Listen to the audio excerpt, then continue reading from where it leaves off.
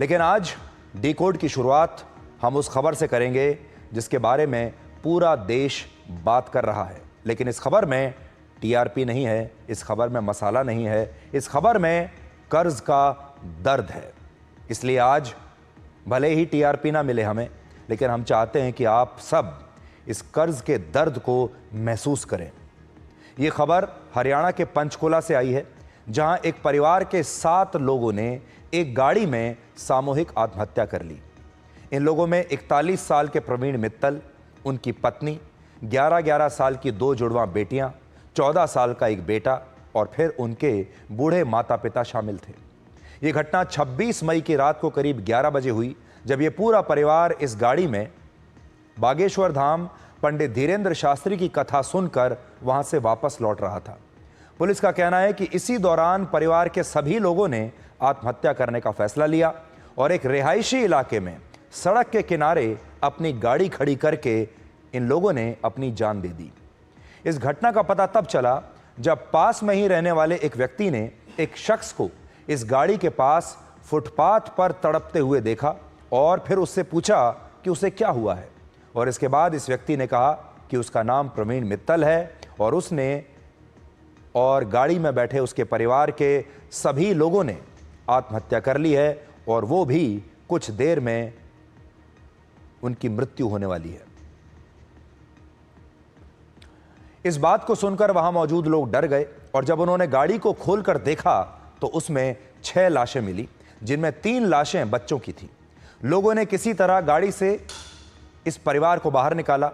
Footpath पर दर्द से तड़प रहे प्रवीण मित्तल को एम्बुलेंस से अस्पताल पहुंचाया, लेकिन इस दौरान अस्पताल में डॉक्टरों ने इस परिवार के सभी लोगों को मृत घोषित कर दिया। किसी की जान नहीं बची और कुछ लोग दावा कर रहे हैं कि यह परिवार असल में देहरादून से था, जो पंचकुला में पंडित धीरेन्द्र शास्त्री की कथा सुनने के लिए आया था और उसके बाद इन लोगों ने अपनी जान दे दी। लेकिन पुलिस के मुताबिक ये पूरा सच नहीं है। जिस गाड़ी में इस परिवार ने सामूहिक आत्महत्या की है, उसमें पुलिस को एक सुसाइड नोट मिला है और इसमें यह लिखा है कि यह परिवार कर्ज से परेशान था और किसी ने उनकी मदद नहीं की। उनके पास कोई दूसरा रास्ता नहीं बचा था और इसीलिए उन्होंने ये आत्महत्या कर ली। यहाँ पर 2 बातें बहुत महत्वपूर्ण हैं। जिस गाड़ी में यह घटना हुई, वो गाड़ी भी किसी और के नाम पर लोन लेकर खरीदी गई थी और दूसरा, ये परिवार सिर्फ कथा सुनने के लिए पंचकुला नहीं आया था, बल्कि ये काफ़ी समय से अंडरग्राउंड था और ये कर्ज कैसे इस पूरे परिवार को निगल गया, इसकी कहानी भी काफ़ी विचलित करने वाली है। हम आपको ये पूरी कहानी आज बताएंगे, लेकिन उससे पहले आप ये देखिए कि उस रात क्या हुआ था। 7 लोगों ने एक ही कार के अंदर सुसाइड किया है और उसके बाद उन लोगों का हम लोगों ने फॉरेंसिक टीम को वहां बुलाया है। सारी इन्वेस्टिगेशन हम लोगों ने किया है, उसका सोशल मीडिया अकाउंट्स, उसके बैंकिंग, उसका सीसीटीवी फुटेज, उसकी कॉल रिकॉर्ड्स, ये सारी पुलिस खंगाल रही है। एक सुसाइड नोट के ऊपर ही हम लोग प्राइमा फेसी पे हम लोगों को ये लग रहा है, उसके बाद की आगे वाली कार्रवाई बतला दी जाएगी। सुसाइड नोट में सिर्फ अभी कर्जे का है, फाइनेंस उनका ठीक नहीं था, तो इस वजह से की जा रही है। मैंने देखा ध्यान से कि बच्चे और बूढ़े सब टेढ़े मेढ़े पड़े थे और टेढ़े मेढ़े पड़े। मैंने कहा क्या, मैं कि चेक कर क्या जी, सबसे बताओ क्या बात है, क्या इन्हें ऐसे क्यों पड़े हैं। मैंने हिला के देखा बच्चे को मैंने पूरा जोड़ के हिलाया, बच्चा हिला नहीं है। फिर मैंने कहा मगर जी आप गाड़ी से बाहर आओ। फिर जब मैंने फ़ोन की टॉर्च जलाई, देखा वॉमिटिंग करी, सबने एक दूसरे के ऊपर वॉमिटिंग करी हुई थी। उसके बाद फिर मैंने कहा भैया बाहर आ जाओ मक्का जी, और मेरे को ऐसी स्मेल आई, मुझे इंट्यूशन आई कि मर गए हैं। मैंने कहा मक्का जी मर चुके हैं, बाहर आ जाओ। मैंने उनको जबरदस्ती बाहर बुलाया, उन्होंने मुझे चाबी बुला दी, वो हमारे घर के रैंप पे आगे बैठ गए, हम लोगों को पानी पिलाया। बट फिर वो क्या कहते हैं, वो कह रहे भी मैं भी थोड़ी देर मरने वाला हूँ, हमारा बैंक का खर्चा है, मैं भी थोड़ी देर मरने वाला हूँ। बस वो विदिन 5 मिनट या 10 मिनट के अंदर मर गए। तो आज की ये खबर कर्ज के दर्द पर है, इसलिए अब आप ये देखिए कि इस घटना के पीछे कर्ज को असली कारण क्यों माना जा रहा है। 41 वर्ष के प्रवीण मित्तल आज से कुछ साल पहले तक कबाड़ यानी स्क्रैप को खरीदने और बेचने का काम करते थे, जिससे उन्होंने काफ़ी पैसा भी कमाया और उनके रिश्तेदारों में उनकी छवि एक आर्थिक रूप से समृद्ध और अमीर परिवार की बन गई। ये उनके अच्छे दिन थे। इस काम से पैसा कमाने के बाद प्रवीण मित्तल ने हिमाचल प्रदेश के बद्दी में एक फाउंड्री का काम शुरू किया, जिसमें लोहे, एल्यूमिनियम और पीतल जैसी धातुओं को पिघलाकर उन्हें दूसरे रूप में इस्तेमाल किया जाता था। प्रवीण मित्तल को लगता था कि ये काम उनके पुराने स्क्रैप के बिजनेस से ही जुड़ा हुआ है, इसलिए इसमें इन्हें कामयाबी भी मिलेगी और उनका ये नया बिजनेस पहले की तरह चल जाएगा। और इसके लिए उन्होंने बैंकों से लाखों रुपए का लोन ले लिया। इन सारे पैसों को इस नए काम में इन्वेस्ट कर दिया। लेकिन जब उनका ये नया बिजनेस चला नहीं, जब इसमें घाटा होने लगा और वो बैंक का लोन नहीं चुका पाए, तो उनकी आर्थिक हालत काफ़ी ख़राब हो गई और उनकी फैक्ट्री, मकान और ज़मीन सब कुछ गिरवी हो गया। ऐसा दावा है कि जब इस परिवार के पास पैसा था, तब रिश्तेदारों का आना जाना लगा रहता था। हर आदमी दोस्ती करना चाहता था। इसलिए इसमें सीख क्या है? जब आपके अच्छे दिन होते हैं, जब आपके पास पैसा होता है, बिजनेस चल रहा होता है, तो रिश्तेदार हर रोज़ आपके घर आना जाना चाहते हैं। रिश्तेदार रिश्तेदारियां निभाना चाहते हैं। आपके दोस्त लगातार आपके आसपास बने रहते हैं। हर व्यक्ति आपसे दोस्ती करना चाहता है। इनके साथ भी यही हो रहा था। लेकिन जब गरीबी आई, आर्थिक हालत खराब हो गई, तो इन्हीं रिश्तेदारों ने फोन उठाना बंद कर दिया। यही दोस्त छोड़कर चले गए। हालांकि प्रवीण मित्तल ने अपना घर चलाने के लिए देहरादून में ही एक नया बिजनेस शुरू किया और इस बार यह बिजनेस था टूर एंड ट्रेवल्स का, और वो खुद भी एक टैक्सी चलाने लगे। इस वक्त तक उन पर कर्जा इतना ज्यादा हो चुका था कि उनके लिए लेनदारों को जवाब देना मुश्किल हो रहा था। और इन्हीं सवालों से बचने के लिए ये परिवार किसी तरह छिपते छिपाते पंचकुला आ गया। और यहाँ वो इसलिए आया क्योंकि पंचकुला में ये परिवार पहले भी रह चुका था। पंचकुला के बारे में ये लोग जानते थे और इसलिए देहरादून छोड़कर चुपचाप पंचकुला आ गए। और बाद में इसी पंचकुला में इस परिवार ने ये सामूहिक आत्महत्या कर ली।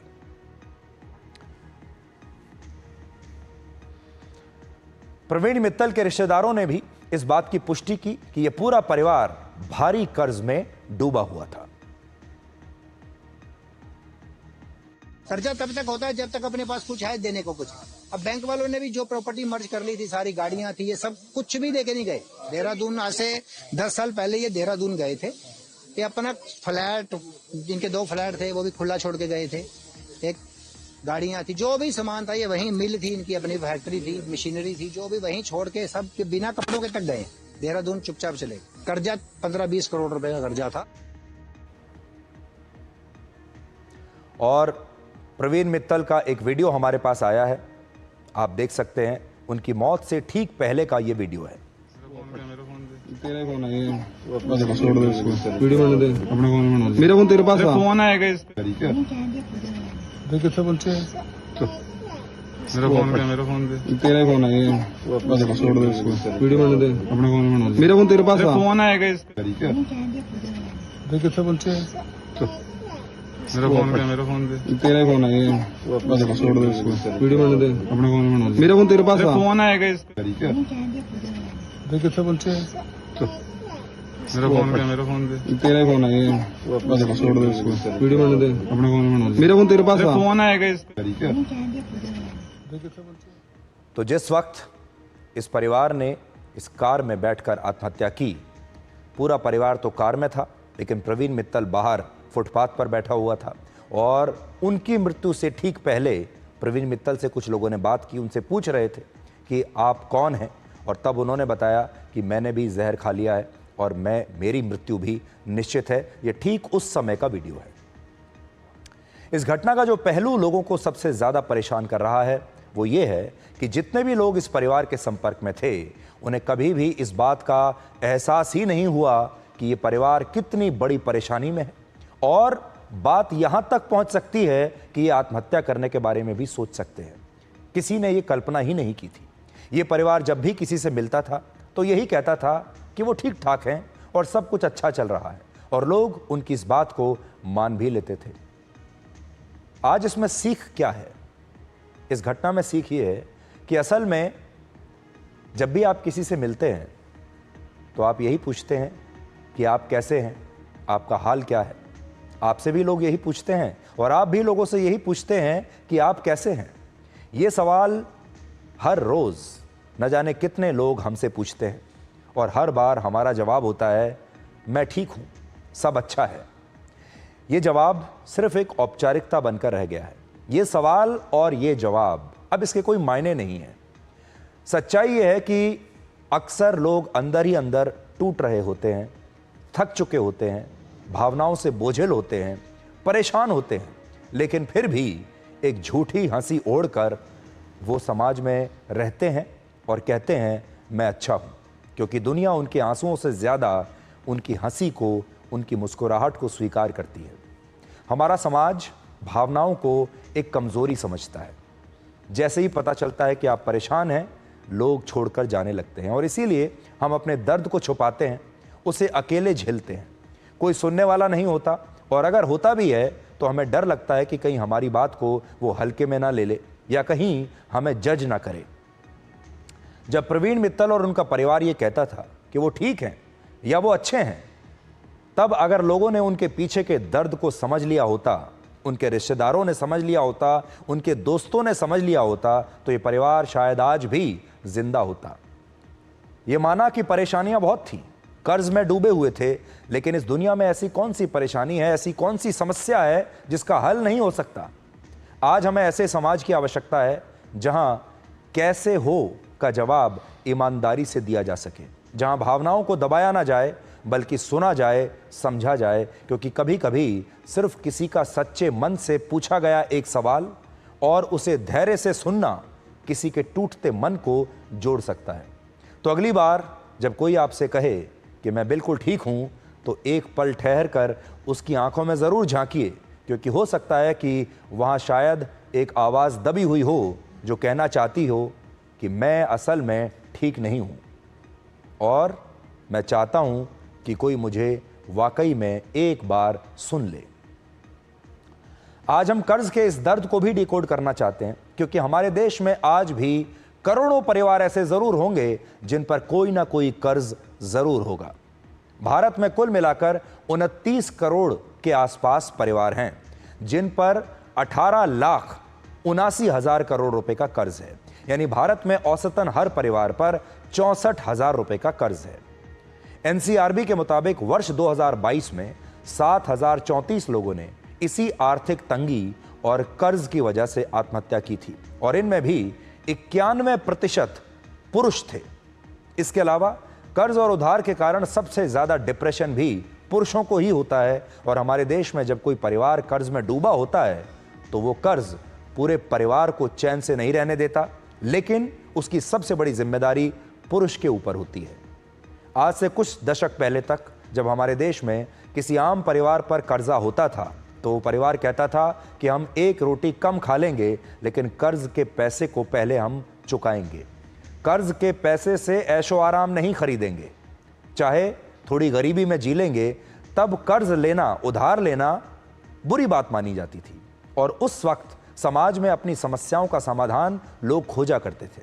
लेकिन इस डिजिटल युग में ऐसी समस्याओं का समाधान आत्महत्या को मान लिया जाता है और कुछ लोग ये सोचने लगते हैं कि अगर कर्ज नहीं चुका पाए तो मरना ही बेहतर है। लोग इसे अपनी इज्जत से जोड़ लेते हैं, जबकि आत्महत्या इसका समाधान नहीं हो सकता। क्या आपने कभी सोचा है कि इस देश में बहुत सारे ऐसे अमीर और प्रभावशाली लोग हैं जो बैंकों का सैकड़ों हजारों करोड़ रुपए का पैसा लेकर लोन लेने के बाद भी उसे लौटा नहीं पा रहे? कितने सारे आपको ऐसे लोग मिलेंगे जिनके पास सैकड़ों और हजारों करोड़ रुपए का उनके सिर पर लोन है, लेकिन वो इस तरह का कदम कभी नहीं उठाते, या उनकी संपत्ति गिरवी होने के बाद भी उन्हें इसका उतना तनाव नहीं होता जितना एक मिडिल क्लास का परिवार, जितना एक लोअर मिडिल क्लास का परिवार इसका स्ट्रेस और इसका तनाव ले लेता है।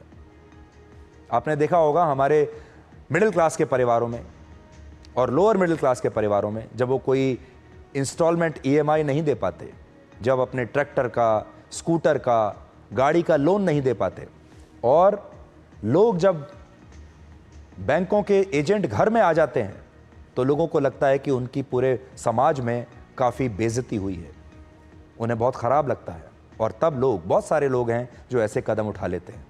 इसका कारण यह है कि वो कर्ज को अपने आत्मसम्मान का विषय बना लेते हैं। लेकिन दूसरी तरफ बैंकों से जिन बहुत बड़े बड़े उद्योगपतियों ने कितने कितने लोन लिए हुए हैं, वो इसे आत्मसम्मान का विषय नहीं बनाते, जबकि भारत के आम लोग इसे समाज से भी जोड़कर देखते हैं और ये भी सोचते हैं कि इससे समाज में उनकी बदनामी होगी, और जब लोगों को उनके कर्ज के बारे में पता चलेगा तो शायद उनके आसपास के लोग, दोस्त, रिश्तेदार उनका फ़ोन उठाना भी बंद कर देंगे। आज हमारे देश में कर्ज तो वही है, लेकिन इसके नाम और इसके रूप बदल गए हैं। अब ये कर्ज कुछ लोगों के लिए लोन कहलाता है, कुछ लोगों के लिए डेट कहलाता है, या जब कोई गाड़ी या मोटरसाइकिल खरीदता है तो वो कहता है कि उसने ये गाड़ी फाइनेंस कराई है, फाइनेंस पर ली है। और अब कर्ज को हमने ईएमआई और इंस्टॉलमेंट का नाम और रूप दे दिया है। आज जब हम कहते हैं कि हम ईएमआई देते हैं, इंस्टॉलमेंट देते हैं, ये गाड़ी हमने फाइनेंस करवाई है, तो कहने में शायद अच्छा लगता है। आज हम ये कहना चाहते हैं कि अगर किसी परिवार पर कोई कर्ज है तो वो इसके बारे में ज़रूर बात करे। अगर उनकी कोई मदद नहीं करता तो इसे अपने आत्मसम्मान से ना जोड़े, और यही सोचें कि वो इस कर्ज को उतारने के लिए और ज़्यादा मेहनत करेंगे और ज़्यादा परिश्रम करेंगे। लेकिन इसके लिए आत्महत्या करना तो कहीं से भी उचित नहीं है। तो आज ये जो हमारा विश्लेषण था, ये हमारे देश के हर परिवार के लिए है, हर मिडिल क्लास परिवार के लिए, हर लोअर मिडिल क्लास परिवार के लिए, हर गरीब परिवार के लिए है। कर्ज अपने रूप लगातार बदलता जा रहा है। जब हमारा देश आज़ाद हुआ था तब गांव में जो ज़मींदार हुआ करता था उससे लोग कर्जा लेते थे, और उसके बाद जो हमारे गरीब किसान थे उनका शोषण होता था। धीरे धीरे जो कर्ज हैं ये ईएमआई बन गए, ये डेट बन गए, ये लोन बन गए, ये इंस्टॉलमेंट बन गए। लेकिन इस कर्ज ने आज भी लोगों का पीछा छोड़ा नहीं है। इसलिए जब कर्ज भी लें तो सोच समझ कर लें। हमारा अगला विश्लेषण भी असल में इसी कर्ज से जुड़ा हुआ है, और कर्ज सिर्फ आम लोग या उद्योगपति नहीं लेते।